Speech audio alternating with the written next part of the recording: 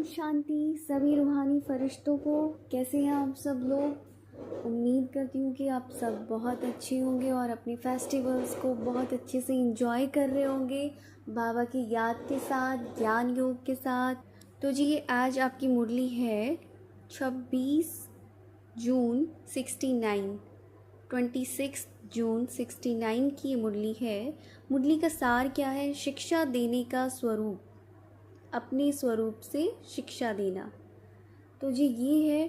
और इसमें ना बाबा ने कुछ एक गहरा राज खोला है, वो उन्हीं की भाषा में समझेंगे, थोड़ा सा क्लियर करके बताया है। ठीक है। तो अभी बाबा के शब्दों में शिव भगवान उवाच कि आप सब किसको याद करते हो। बाबा ने क्वेश्चन पूछा, किसी ने आंसर दिया, बाप, टीचर, सदगुरु को। तो बाप दादा भी सिर्फ बच्चों को नहीं, लेकिन 3 संबंधों से 3 रूपों को देखते हैं। जैसे हम बाबा के 3 रूप देखते हैं ना, कि बाप भी है, टीचर भी है, सतगुरु भी है। तो बाबा कह रहे मैं भी तुम्हें 3 स्वरूप से याद करता हूँ। तो अब बाबा फिर बताते हैं क्या, कि बच्चे तो सभी हैं, लेकिन टीचर रूप में क्या देखते हैं? नंबरवार स्टूडेंट को देखते हैं। और जब गुरु रूप से किसको देखते हैं मालूम है? नंबरवार फॉलो करने वालों को, कि किसने कितना फॉलो किया है और कितना करना है, दोनों चीज़ें देखते हैं। ठीक है। और गुरु रूप से जो शिक्षा देते हैं उसमें भी मुख्य फॉलो किसको करना है? तो फिर ये भी पूछते हैं कि याद की यात्रा तो एक साधन है तुम्हारी। किसी ने आंसर दिया कि याद की यात्रा। तो बाबा बोले याद की यात्रा तो एक साधन है, लेकिन वो भी किस लिए कराते हैं? तुम्हें याद की यात्रा जो कराई जाती है किस लिए? फिर आंसर दिया किसी ने कि दूसरों की सदगति के लिए। तो बाबा कहते पहले अपने को क्या फॉलो करना पड़ेगा, कि किस लिए सिखाई जाती है। देखो, गुरु रूप से मुख्य फॉलो यही करना है, अशरीरी निराकारी न्यारा बनना है। और याद की यात्रा भी इसलिए कराते हैं कि साकार में रहते निराकार और न्यारे अशरीरी होकर रहें। जब अशरीरी बनेंगे तब तो गुरु के साथ जा सकेंगे, बाप, टीचर, सतगुरु। ठीक है, माइंड में आ रहा है ये पार्ट। अभी शायद 2-4 दिन पहले जो हमने मुरली पढ़ी थी उसमें एक शब्द आया था क्लियर, एक लाइन आई थी। और ये बहुत गहरी बातें हैं, क्योंकि अब हम डिटेल्स में तो जा नहीं रहे, पूरी मुरली पढ़ी नहीं जा रही है, सिर्फ इम्पॉर्टेंट पॉइंट्स की तरफ ध्यान खिंचवाया जा रहा है। बाबा ने क्या कहा था? बाप का पार्ट तो ख़त्म, टीचर का पार्ट, मतलब बाप का पार्ट ख़त्म कहा था, ये वाली चीज़ नहीं। ये याद है कि टीचर का पार्ट शुरू हो गया है, टीचर वाला रोल।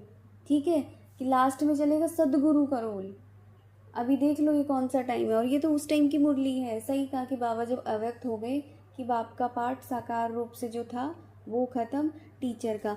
तो बाबा ने ना इसमें भी थोड़े से यहाँ ट्विस्ट डाले हैं। अब थोड़ी बुद्धि चलाना सब लोग।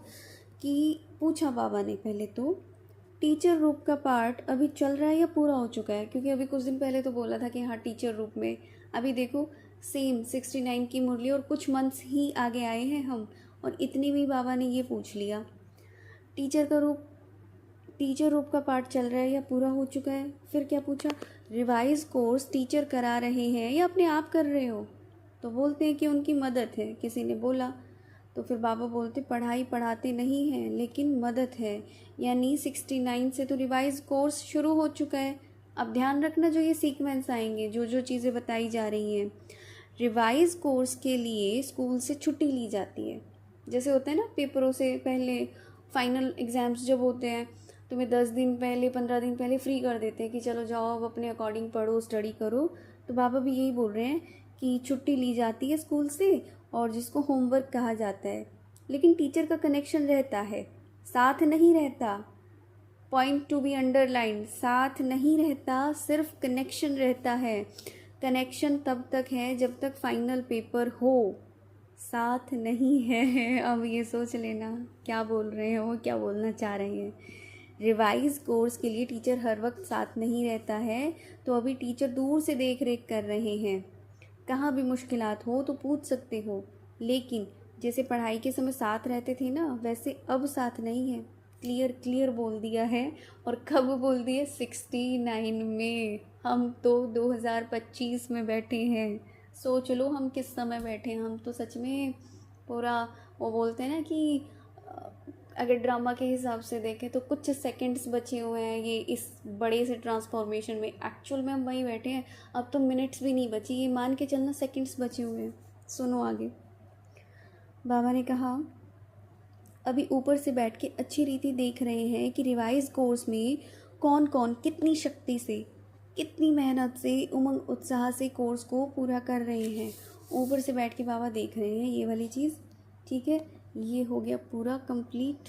ओके जी, तो अब नेक्स्ट पॉइंट हम नेक्स्ट मुरली में ही देखेंगे। यहाँ पे बस इस फॉर्म को याद रखना कि बाबा का पार्ट, उसका तुम्हें अटेंशन रखना है।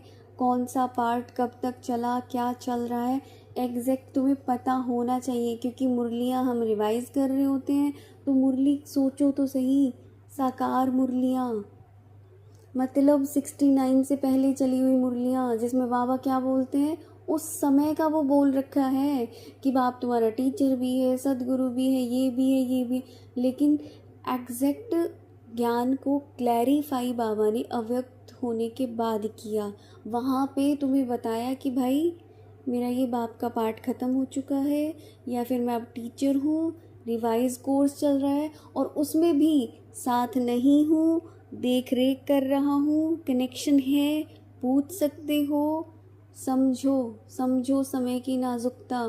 क्योंकि अगर पता ही नहीं होगा तो समझोगे कैसे? जानना चाहते नहीं हैं, समझना चाहते नहीं हैं, बातें पूरी पता नहीं है, ज्ञान का अता पता है ही नहीं। क्योंकि उसने क्या क्या कह दिया, मैंने शुरू दिन से जब शुरू किया था तो यही बोला था, क्या क्यूरियोसिटी नहीं आती उसने क्या क्या बोल दिया है, क्या क्या एग्जैक्टली चल रहा है एक्यूरेट।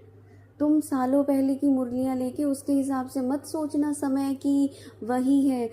उन मुरलियों को चलाने के टाइम, उसके बाद बाबा ने क्या बोला हुआ है उन्हीं कंडीशंस के लिए, उन्हीं स्थिति के लिए, परिस्थितियों के लिए, वो मायने रखता है। तुम अभी पुरानी दुनिया में ही हो, वहीं पर रहे हुए हो कि हाँ बाबा ने ये बोला, आज ये सुनाया, बिल्कुल एग्जैक्ट है, सुनाया। समय भी तो देखो कि कब सुनाया था और अब कौन सा समय है, देखो तो सही। उस समय तो बहुत सारी चीज़ें ऐसी भी बोल रखी, ठीक है तुम्हारे मनसा में कोई बात नहीं, तूफ़ान आते हैं तो तूफ़ान भी आएंगे, लेकिन कर्म तक नहीं आने चाहिए। वो स्टार्टिंग की स्टेज थी, जिनके सामने बैठ के जिनको सुनाया जा रहा था, जिनको तैयार किया जा रहा था, जिनको विश्व की स्टेज पर उनको लेकर आना था। और वो तो आत्माएं विश्व की स्टेज पर आ चुकी हैं, आकर अपने नेक्स्ट पार्ट के लिए भी चली गई हैं। मतलब चीज़ें कितनी बदल गई हैं। ज़रा सच में अगर इस ज्ञान को लेकर सीरियस हो, सच में सीरियस हो, सच में लगता है कि हाँ भगवान आया हुआ है, उससे मुझे कुछ सीखना है, उससे कुछ प्राप्तियाँ हैं, तो इस बुद्धि को ना जितना ज़्यादा ब्रॉड कर सकते हो ना, एकदम ब्रॉड कर लो। मुरली को कभी भी एक तो वर्ड टू वर्ड मत लेके चलना कि ये मुरली में ऐसा नहीं। वो देखो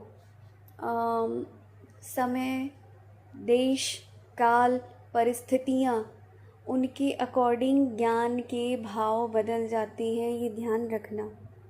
बहुत सारी चीज़ें होती हैं। ठीक है, आज के लिए इतना ही, नेक्स्ट मुरली में मिलेंगे। थैंक यू सो मच आप सभी को। ओम शांति। चैनल को लाइक कर दें, जिन्होंने नहीं किया है सब्सक्राइब कर दें। ओम शांति।